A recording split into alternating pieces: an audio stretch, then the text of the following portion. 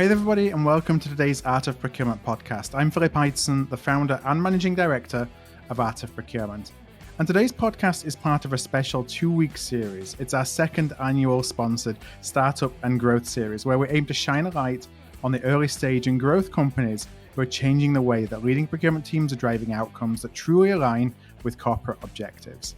We'll ask an entrepreneur from 7 different companies questions about what gap in the market that their solution addresses, how they differentiate, and what their tools look like in action. It's a great way for you to get to know those who are leading the way. And in today's episode, I speak with Adriano Garibotto of Creactives. And so I started by asking Adriano if he could introduce himself and Creactives. Thank you for the opportunity. I'm Adriano Garibotto. I'm in charge of the sales and marketing activities here in Creactives, and I'm one of the founders of the company. Our company started 20 years ago as a consulting company. Mm-hmm. We are focused on cost reduction activities. And developing that activity, we realized that especially for indirect procurement, MRO, etc., there is a big problem with data.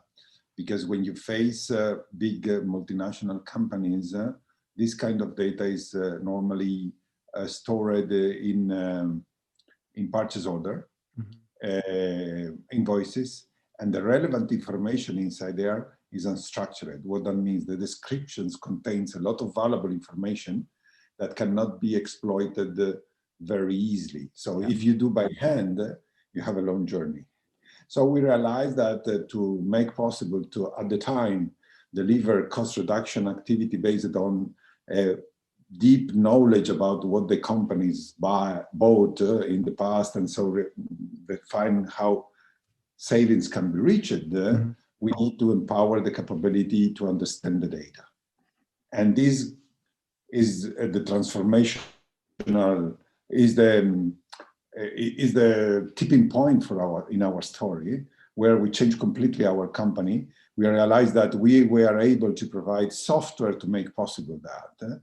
And so we transform our company from a consulting company to a software company to provide exactly the capability to compute, to understand, supporting by the artificial intelligence, this kind of unstructured data to deeply understand the classical questions in the procurement.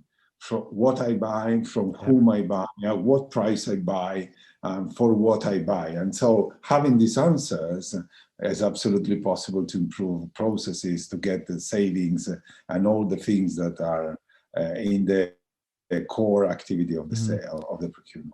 So you definitely came at this from, having the same problems. You're solving your own challenge or solving your own problem essentially, and building software to do it, and then realizing, this is something that others would benefit from. So as you start looking at unstructured data and transforming that into structured data, first of all, what kind of information, could you give an example or two of the kind of information that you were looking for that was unstructured, and kind of converting that into something that was readable, ultimately, and structured? Yeah.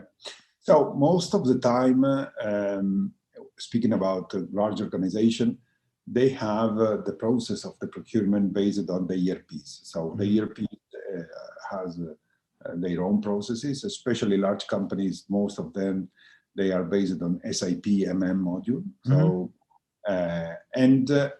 within this kind of backend system, the purchase requisition is a process that starts from the end user.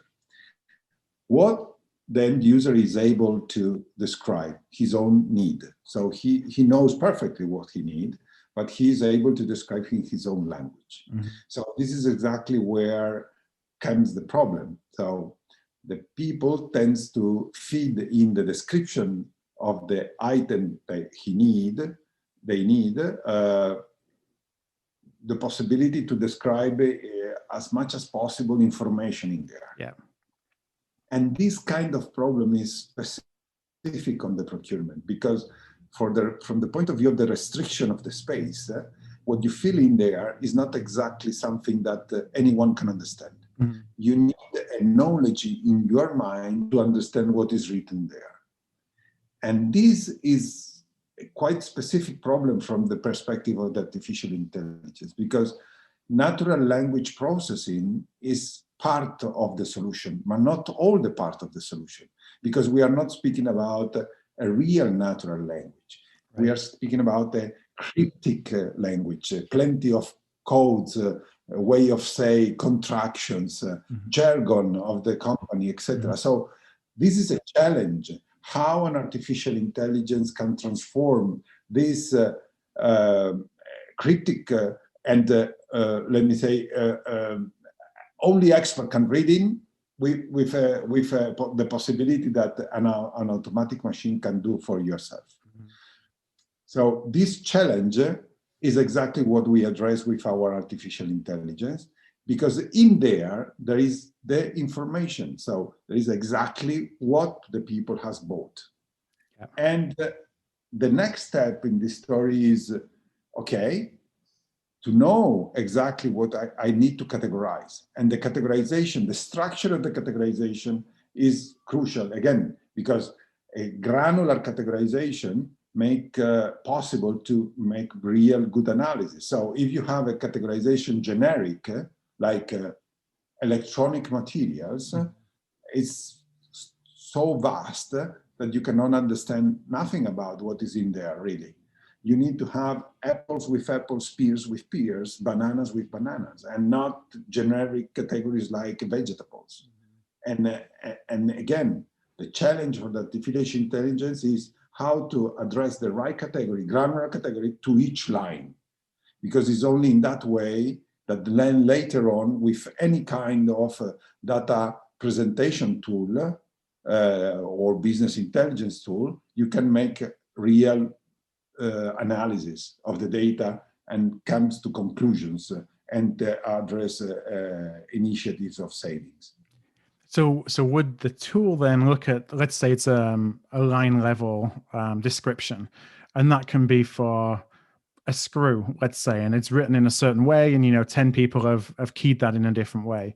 We look at that description and then convert it into a take all the 10 variants and create one, so you can do the sort on the line level detail? Or will it just say, I know that's a screw, I'm going to make sure I categorize it as MRO hardware, for example? Is it really looking at the line level detail and changing the line level detail so it's normalizing it?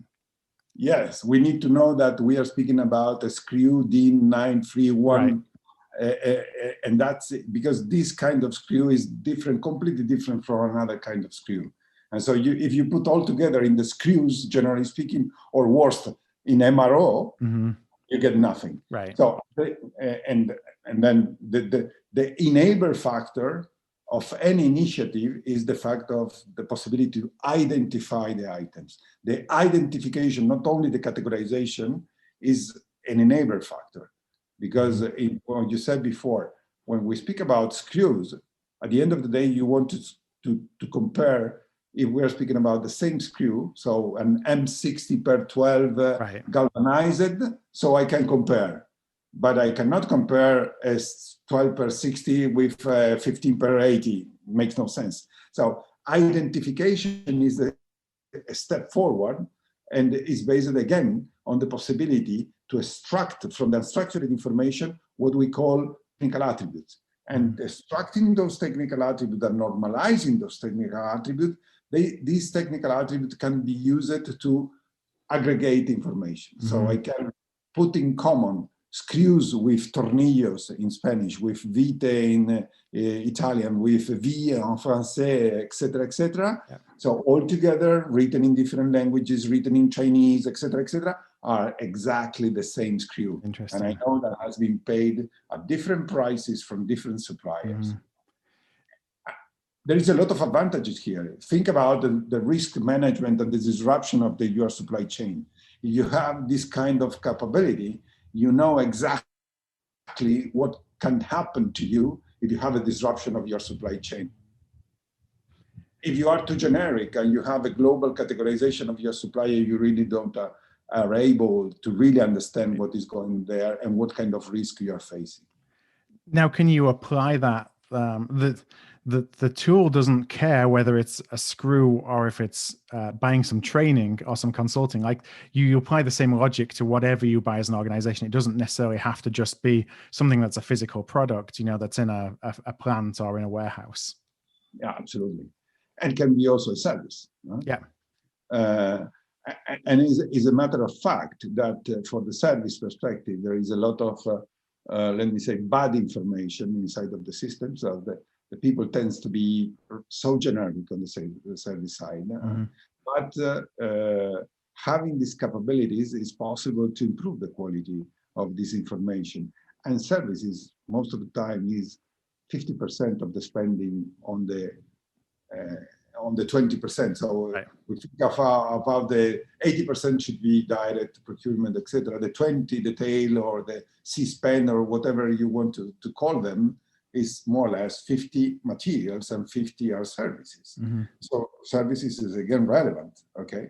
And again, categorization and understanding what is written there is again crucial to make possible improvements.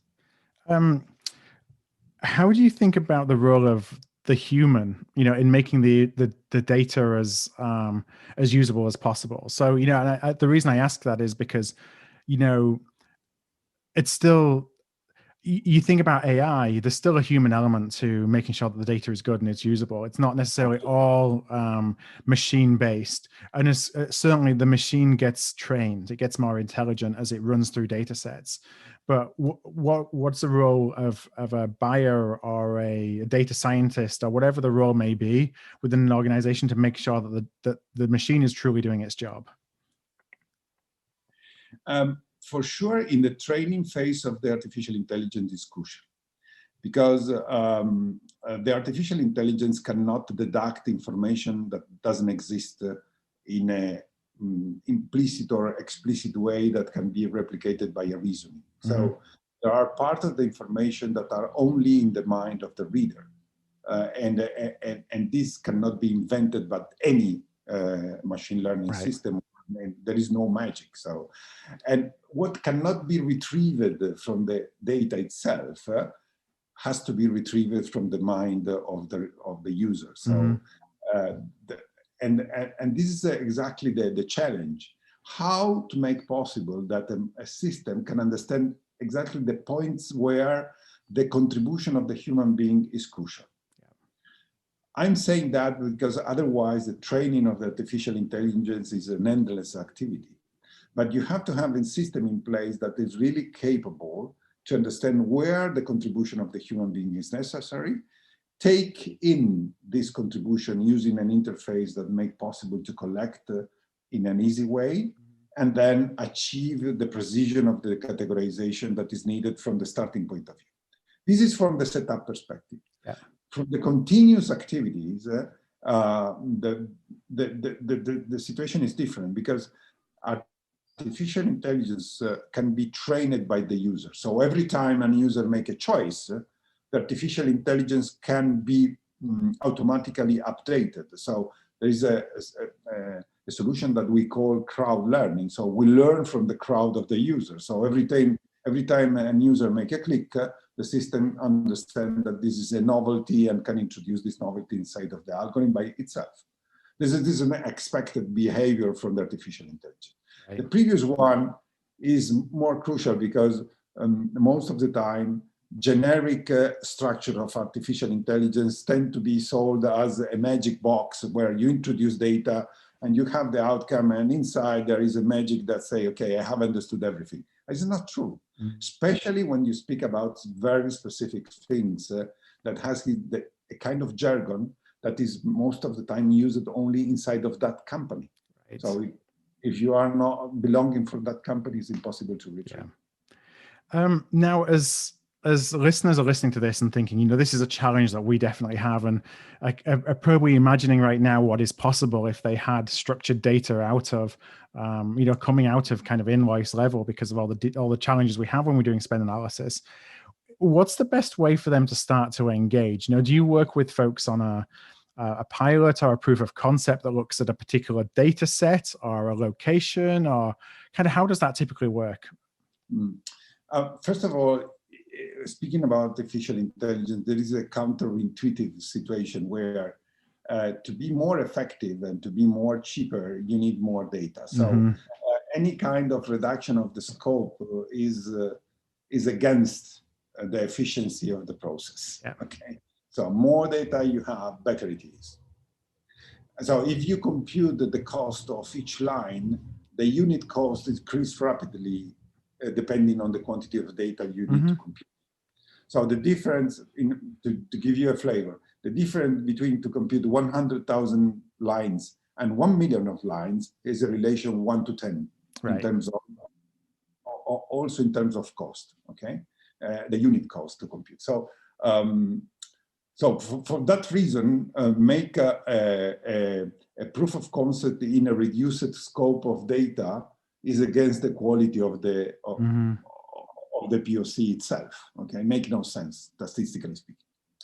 So our approach is to say, okay, we can engage you in a pilot, and a pilot should be a real project, maybe in a subset of your organization. So because this is a kind of problem that only big organizations they have. So we are speaking about manufacturing companies, discrete manufacturing, process manufacturing, oil and gas, power production, this kind of company. So 1 billion, more than 1 billion of turnover, more than one language, this kind of complexity.